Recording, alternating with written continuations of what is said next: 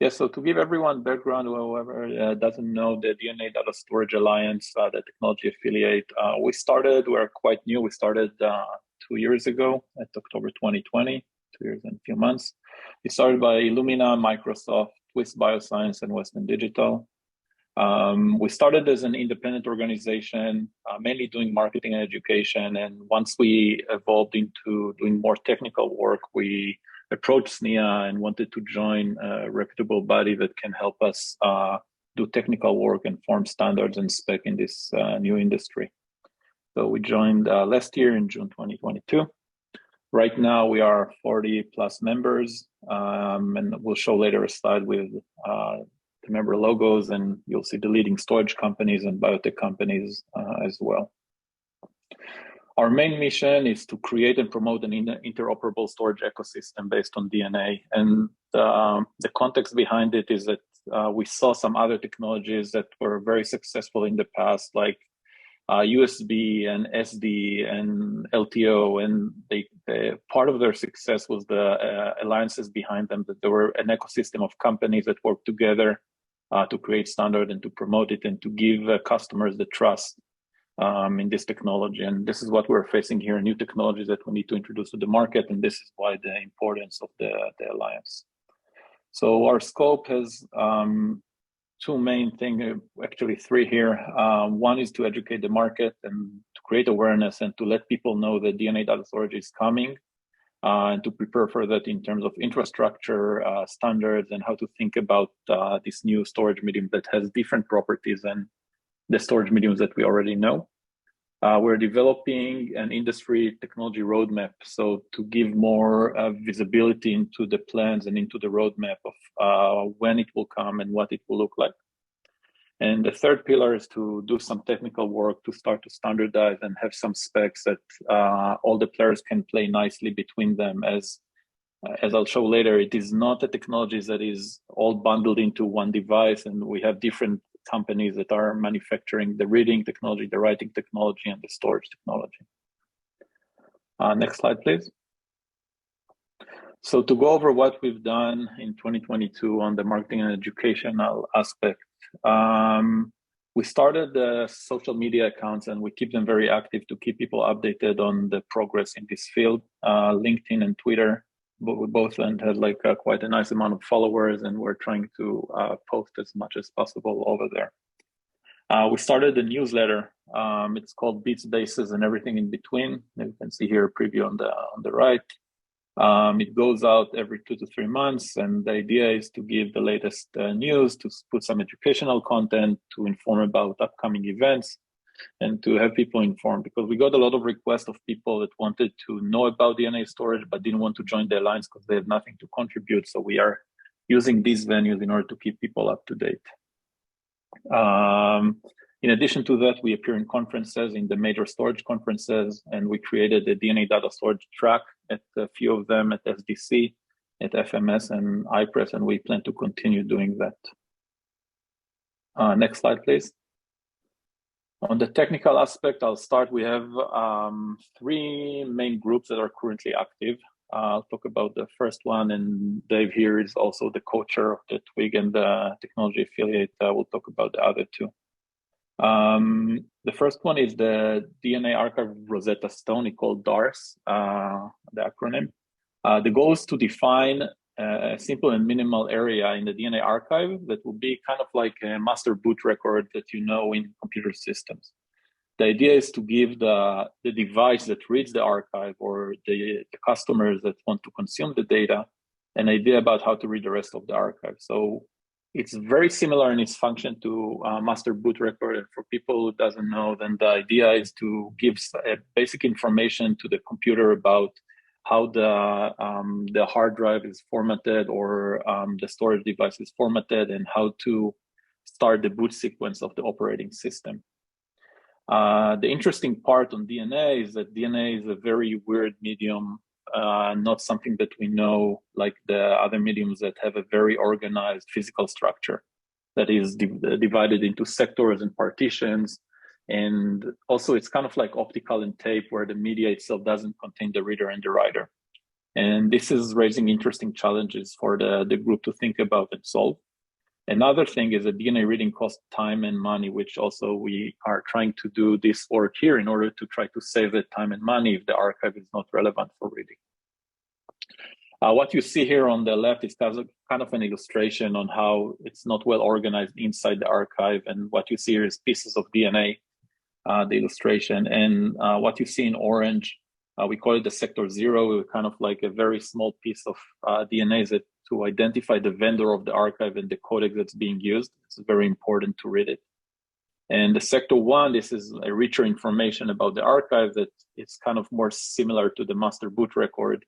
And the idea is to give the user a clear description of what's in the archive, to give the sequencer, the device that reads the DNA, detailed instructions, and to provide the boot instructions to the decoder to read the data. The idea here is we want to keep it under 3 KB, which is the size of a QR code, so we can also be able to print that QR code on the archive, so we won't need to even do DNA reading. We can just scan the QR code and understand the contents of the archive. Next slide, please. And I'll hand it over to Dave. Dave, are you online? Yes, I am. Okay, so the second work group we're talking about today in the Alliance is the Industry Technology Roadmap, SIG. So we're developing a roadmap for, the idea here is to develop a guide for academic and industry research and investment. Where are the gaps in the technologies? What kinds of fundamental challenges still remain to scale to commercial viability? So we're trying to identify technologies and trying to set metrics like necessary capacity, transfer rates, cost targets for sequencing, synthesis, and other aspects of the DNA data storage pipeline.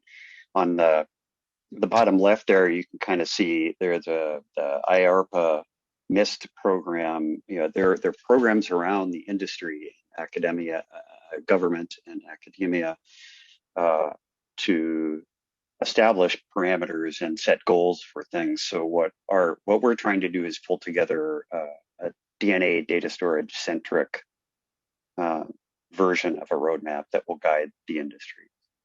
Next slide. The third group that we've got going actively is the data retention subgroup. And what we're really trying to do here is kind of similar to what some of you may have been involved or know about it. It's kind of similar to what JEDEC did for SSD endurance in the JEDEC JESD 218 spec. So we're trying to enable consumers of DNA storage to trust that the data that they're storing in these molecules, which is a very novel storage medium, can be trusted. And in particular, we want to be able to test. There are people, there are companies that will have different levels of storage devices, ranging from a very high-end stainless steel capsule down to, filter paper, for example. There's many ways that one could store DNA. So we need a methodology that says we take these technologies under test and we put them through a standard accelerated where use conditions, time, temperature, humidity, etc.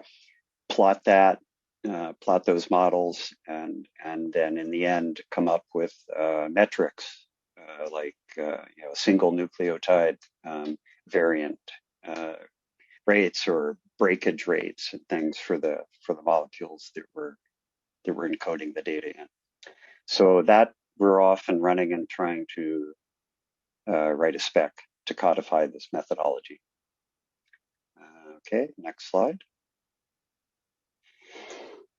So in terms of participation, why join the Alliance? This is really the first Alliance in this field. It's shaping an industry as it's being built. So we're really excited. It's an exciting new area, and we're helping to shape it. It's relevant to the storage hierarchy because we are across the board. Sorry.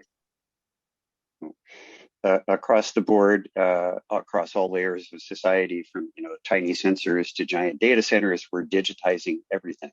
And so the storage hierarchy needs a new layer, whether it be DNA, molecular storage, or glass, or other things. We need some new layer to be able to archive the massive amounts of data. So this is directly relevant. Why you might want to join. It's a super interesting field, multidisciplinary, material science, biology, electronics.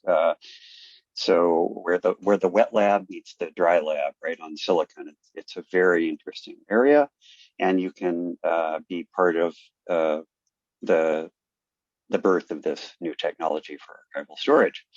So if the contacts, you can contact me or Daniel about the work of Twig and the Alliance in general. And we listed the membership fees down there for reference mainly. So we have 4 board members today, and the rest are general members, or general or academic members. Okay, last slide. So kind of already said this, but come on down.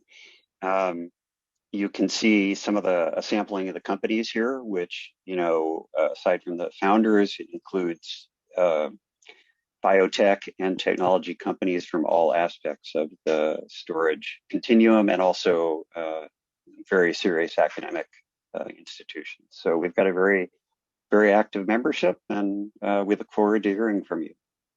So that's it.